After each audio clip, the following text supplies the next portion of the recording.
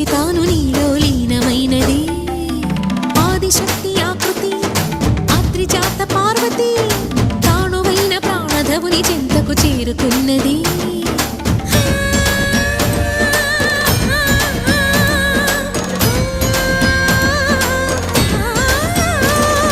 భవుని భువికి తరలించేలా ధరణి దివిని తలపించేలా రసతరంగిణి లీలా ఎదిని నృత్యరతులు చేయగలిగే వేళ భరత వేదముగా నిరత నాట్యముగా కదిలిన పదమిది ఈశా